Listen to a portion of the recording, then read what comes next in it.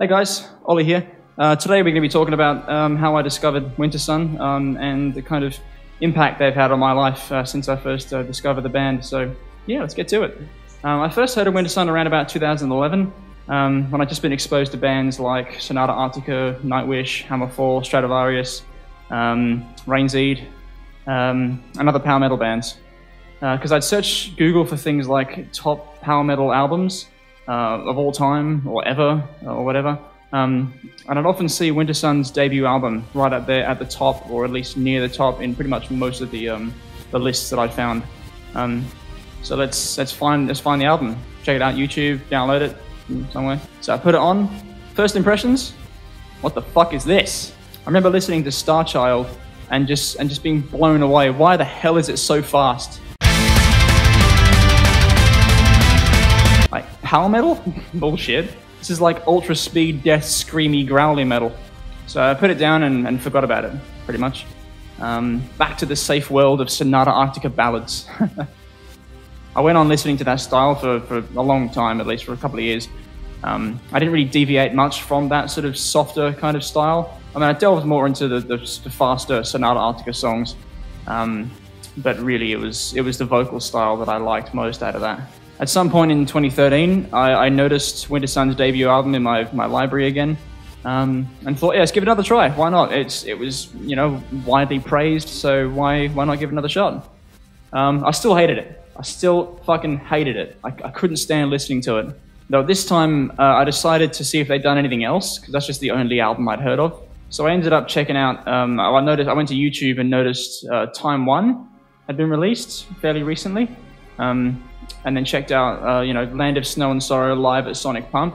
Holy shit.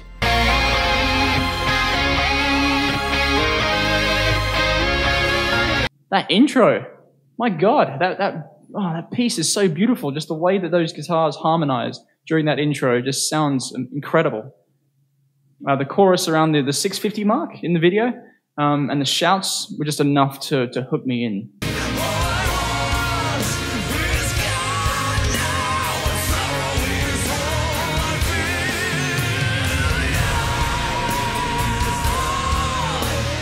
Though at this point, I ignored the growling section. I wasn't quite ready for that just yet.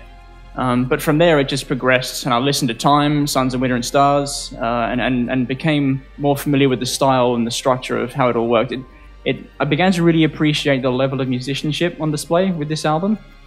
Because it takes quite a while to understand what these songs are about, as I'm sure some of you know, especially if you came to this kind of style later. You weren't already into this genre.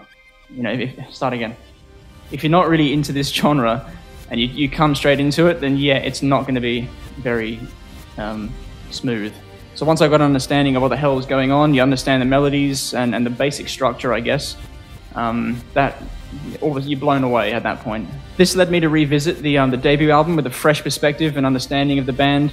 I discovered the attention around the Winter Madness solo as well, and oh fuck, as a guitarist, yeah, that was fucking, I got a boner basically. I mean, this only served to interest me further in what this band was capable of. At first, the songs I didn't pay much attention to were Battle Against Time, Beautiful Death, Starchild, but later embraced them after a few more listens, quite a few more listens. So at this point, I became one of those fanboys like you, salivating over the future release of Time 2, because yeah, we are salivating over that. If you're listening to this, Yari, no, don't go there. In early 2014, my brother took his own life. Trigger warning, sorry. So naturally, that was an extremely emotional time in my life. I was 20 years old at the time, but when the only real outlet I had to deal with those feelings was music.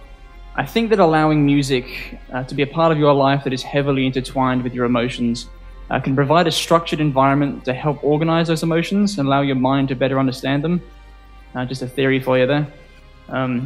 So I listened to Wintersun a lot.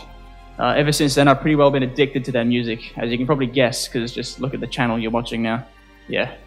So how did you guys discover Wintersun? Does their music hold any special significance to you? Let me know in the comments. And on another note, I'm on Instagram now. Some of you might already know that, but I got about 5 followers, so yeah, I've got to catch up. Well, you've got to catch up. So for even more extras, go check that out. Yeah, I'd better start work on a part 4 to the bloopers videos. You guys seem to like them, but I'm running out of material. Please make more videos, Yari. That one might be slightly delayed, given my wife is due to give birth to our daughter in the coming week. So that might delay things a bit. But yeah, thanks for watching. I'll see you guys next time.